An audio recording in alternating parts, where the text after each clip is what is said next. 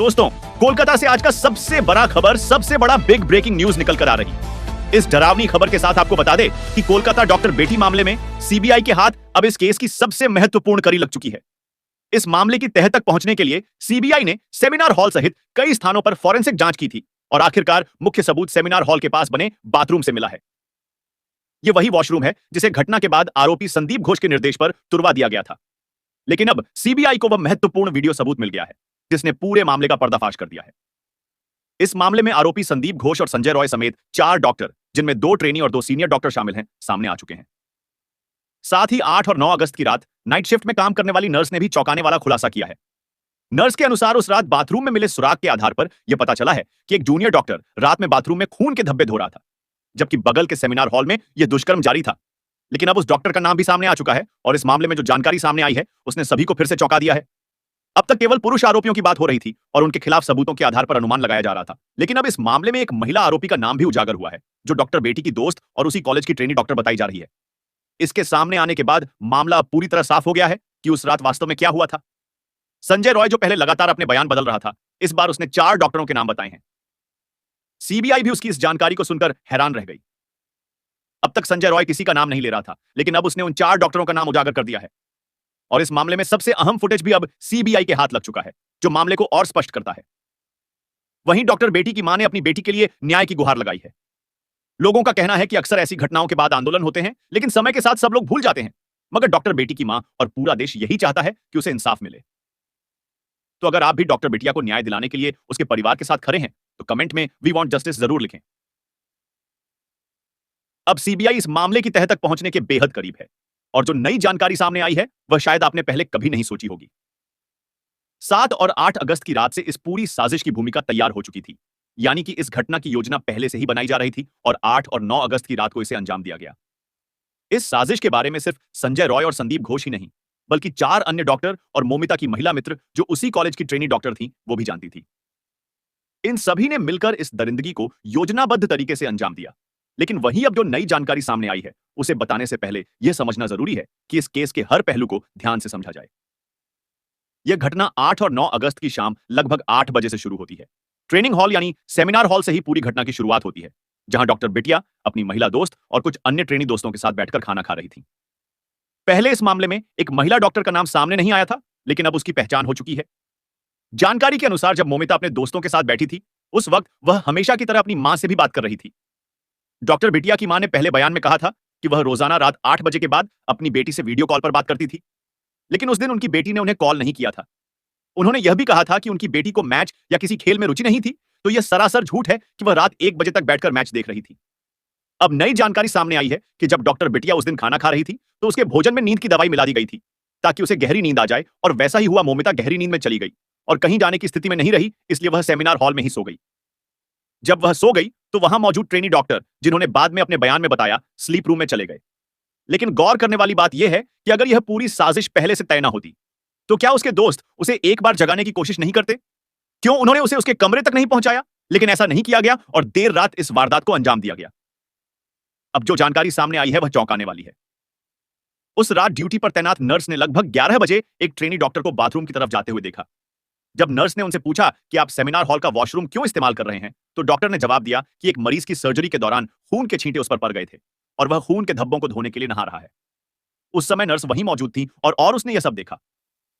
अब उस नर्स के बयान ने इस मामले को और भी चौंकाने वाला मोड़ दे दिया है।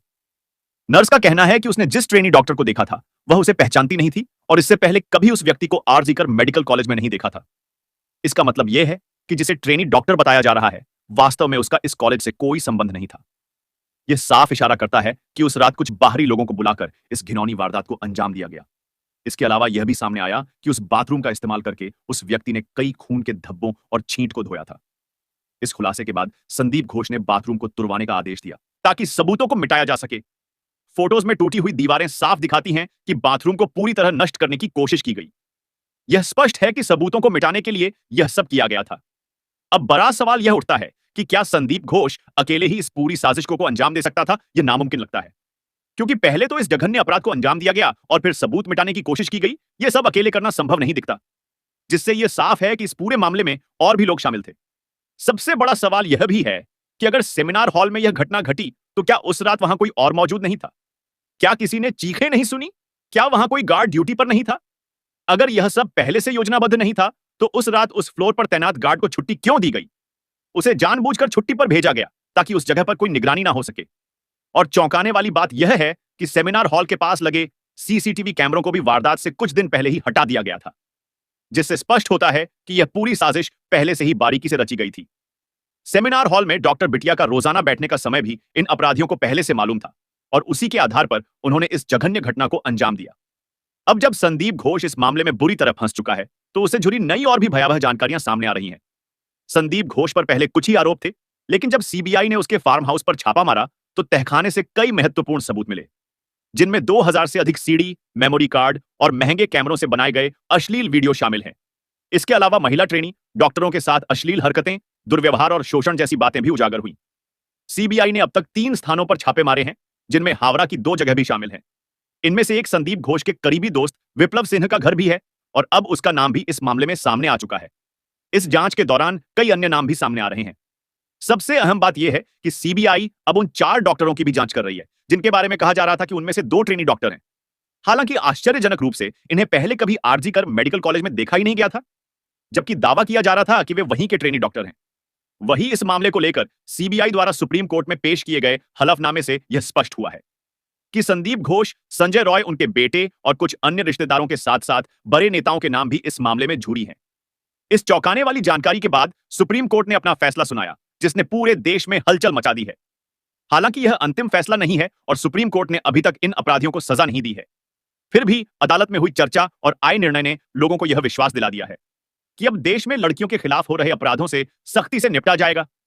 यह फैसला भविष्य में ऐसे अपराधों पर रोक लगाने की दिशा में एक बड़ा कदम साबित हो सकता है। सुप्रीम कोर्ट के इस कदम से लोगों में न्याय की उम्मीद जागी है और उन्हें विश्वास हो चला है कि डॉक्टर बिटिया को जल्द ही न्याय मिलेगा। इस फैसले के बाद हर व्यक्ति में एक नई उम्मीद जगी है कि आने वाले समय में न्याय प्रणाली और भी सुदृढ़ होगी और महिलाओं के खिलाफ अपराधों पर कड़ी नियंत्रण लगाया जाएगा। आज हम आपको इस अत्यंत संवेदनशील और महत्वपूर्ण मामले की पूरी जानकारी देंगे, जिसे जानकर आप भी हैरान रह जाएंगे। इस वीडियो में हम विस्तार से बताएंगे कि सुप्रीम कोर्ट ने क्या कहा है और सीबीआई को कौन सी महत्वपूर्ण जानकारी मिली है, जिसके चलते संदीप घोष के पुराने मित्र भी इस मामले में शामिल हो रहे हैं। इसके अलावा इस केस में नेता से लेकर कई प्रमुख हस्तियों के नाम भी सामने आ रहे हैं, जो पहले से ही संदेह के घेरे में थे। जैसा कि पहले से ही अनुमान लगाया जा रहा था कि इस मामले में केवल 1-2 लोग नहीं, बल्कि कई बड़े नाम शामिल हो सकते हैं। अब ठीक वही सच सामने आ रहा है। इसी कारण आज हम इस वीडियो में केस की हर एक डिटेल पर बात करेंगे और आपको यह भी बताएंगे कि सीबीआई ने अब तक क्या खुलासे किए हैं और सुप्रीम कोर्ट ने इस पर क्या कहा है। लेकिन उससे पहले मैं आपसे विनम्र निवेदन करता हूं कि अगर आप सच में डॉक्टर बिटिया को न्याय दिलाना चाहते हैं, तो कृपया इस वीडियो के नीचे दिए गए कमेंट बॉक्स में वी वांट जस्टिस जरूर लिखें। और अगर आप डॉक्टर बिटिया को सच्ची श्रद्धांजलि देना चाहते हैं, तो इस वीडियो को लाइक करें और चैनल को सब्सक्राइब करें। आपका यह छोटा कदम डॉक्टर बिटिया के माता पिता के लिए एक बड़ी ताकत बन सकता है। आपके एक लाइक या सब्सक्राइब से आपकी जेब से एक भी पैसा नहीं जाएगा, लेकिन इससे उन माता पिता को यह महसूस होगा कि पूरा देश उनके साथ खड़ा है। डॉक्टर बिटिया के माता पिता को न केवल धमकाया गया, बल्कि उन्हें रिश्वत देने की कोशिश भी की गई और यहां तक कि जान से मारने की धमकियां भी मिली हैं, जो इस मामले को और भी गंभीर बनाती हैं। तो आइए इस केस के सभी पहलुओं पर विस्तार से चर्चा करते हैं और जानते हैं कि सीबीआई ने अब तक क्या खुलासे किए हैं और सुप्रीम कोर्ट का इस पर क्या रुख है। दोस्तों, इस समय हालात इतने नाजुक हैं कि डॉक्टर बिटिया के परिवार वाले बेहद डरे और परेशान हैं। उन्हें यह आशंका है कि इस केस को आगे बढ़ाने पर उनकी जान को खतरा हो सकता है। उनके मन में यह डर बैठ गया है कि अगर उन्होंने केस से पीछे नहीं हटे, तो कहीं डॉक्टर बिटिया के साथ साथ पूरे परिवार को भी जान गंवानी ना पड़े। इस मुश्किल और डर भरे समय में कई एनजीओ और समाज सेवी संस्थाएं उनके साथ खड़ी हैं और उन्हें हिम्मत दे रही है। सीबीआई ने जब संदीप घोष के मोबाइल डाटा की जांच शुरू की, तो चौंकाने वाले तथ्य सामने आए। जैसा कि आपको पता है, संदीप घोष ने पहले दावा किया था कि उसके पास सिर्फ एक ही मोबाइल है, लेकिन जब जांच आगे बढ़ी तो पता चला कि उसके हॉस्पिटल के केबिन में एक दराज में एक और मोबाइल और पेन ड्राइव छुपा हुआ था। इस दूसरे मोबाइल का डाटा भी जांच में बरामद किया गया। सबसे हैरान करने वाली बात यह है कि संदीप घोष पहले 3 मोबाइल फोन इस्तेमाल करता था, जिनमें से एक उसने करीब 1.5 साल पहले गुस्से में तोड़ दिया था। यह घटना एक लड़की के साथ हुए झगड़े के दौरान हुई थी। हालांकि सीबीआई की जांच में नए नए खुलासे हो रहे हैं और यह देखना बाकी है कि आगे क्या होता है। मगर एक बात तय है कि इस केस में आपका समर्थन डॉक्टर बिटिया के परिवार के लिए बहुत महत्वपूर्ण है। आज सीबीआई ने संदीप घोष के केस में एक बड़ा खुलासा किया है, जिसने सभी को चौंका दिया है। दरअसल सीबीआई ने संदीप घोष के 2 मोबाइल फोनों की गहन जांच की जिसमें उन्हें एक पुराना ईमेल आईडी मिला जो संदीप घोष करीब 1.5 साल पहले इस्तेमाल करता था। इस ईमेल आईडी से जुड़े सबूत जब सुप्रीम कोर्ट में पेश किए गए तो कोर्ट ने बिना देर किए सभी आरोपियों के खिलाफ गैर जमानती वारंट जारी कर दिया। इसका मतलब है कि जिनकी गिरफ्तारी होगी उन्हें तब तक जमानत नहीं मिलेगी जब तक जांच पूरी नहीं हो जाती और अदालत अपना फैसला नहीं सुना देती। इस फैसले के बाद संदीप घोष कोर्ट में ही टूट गया और जज साहब से माफी मांगने लगा। वह रोते हुए अपने स्वास्थ्य का हवाला देते हुए बोला कि उसे शुगर, ब्लड प्रेशर, डायबिटीज और दिल की बीमारी है और जेल में उसे बहुत परेशानी होगी। उसने जज से विनती की कि उसे घर पर रहने की अनुमति दी जाए, लेकिन कोर्ट का फैसला साफ था। इस फैसले के बाद मीडिया ने संदीप से कड़े सवाल पूछे। एक पत्रकार ने सवाल किया, जब डॉक्टर बिटिया तकलीफ में थी तब तुम कहां थे, जब उसके शरीर से खून बह रहा था और तुमने बिना पोस्टमार्टम के इसे खुदकुशी का मामला बता दिया था, तब तुम्हें अपनी तकलीफ का ख्याल क्यों नहीं आया? जब तुम्हारे दोस्त संजय रॉय ने निर्दयता से डॉक्टर बिटिया के पैर को तोड़ दिया और उसे पेट में लात घूंसे मारे, तब तुम्हारी इंसानियत कहां थी? वह बच्ची तड़पती रही लेकिन तुमने कुछ नहीं किया। जब उसके माता पिता रोते हुए तुम्हारे पास न्याय की उम्मीद लेकर आए, तब भी तुमने उनकी मदद नहीं की, उल्टा उनके दिल को और तोड़ दिया। जब तुमने ऐसी बातें कही जो डॉक्टर बिटिया के माता पिता की तकलीफ और बढ़ गई और जब पुलिस ने उन्हें धमकियां दी, तब तुम्हारा दिल कहां था? बड़े अधिकारियों ने तो रिश्वत तक देने की कोशिश की, लेकिन तुम्हारी आत्मा तब क्यों नहीं जागी? जब तुमने अस्पताल से डॉक्टर बिटिया के शव को जल्द से जल्द निपटाने की कोशिश की, पोस्टमार्टम के कुछ ही मिनटों में उस मासूम बच्ची के शव को स्वाहा कर दिया गया। जब इन सवालों का सामना संदीप घोष से किया गया तो उसने चुपचाप पुलिस की वैन में बैठने का फैसला किया और उसे फिर से जेल ले जाया गया। इस खुलासे और कोर्ट के फैसले ने संदीप घोष और उसके साथियों के खिलाफ कड़ी कानूनी कार्रवाई का मार्ग खोल दिया है। अब सभी की नजरें इस केस के अगले कदम पर टिकी हैं। सुप्रीम कोर्ट और सीबीआई की जांच से सामने आ रही जानकारियां इस मामले को और भी पेचीदा बना रही हैं। संदीप घोष के दोस्तों और उनके मोबाइल डाटा की जांच अभी बाकी है, जिसमें ऐसे सबूत मिल सकते हैं जो इस केस की तस्वीर को पूरी तरह से साफ कर दें। संदीप घोष और संजय रॉय का नाता आरजी कर मेडिकल कॉलेज से बहुत पुराना है और उनके अपराधों की सूची थमने का नाम नहीं ले रही। अब आप बताइए, क्या ऐसे दरिंदों को जमानत मिलनी चाहिए जो अपनी बीमारियों का बहाना बना रहे हैं?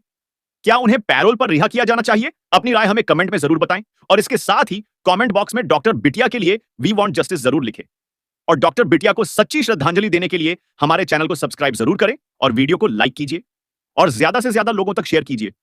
फिर मिलते हैं आपसे किसी एक और नई वीडियो में नई खबर के साथ। तब तक के लिए वीडियो के अंत तक बने रहने के लिए आप सबका दिल से धन्यवाद।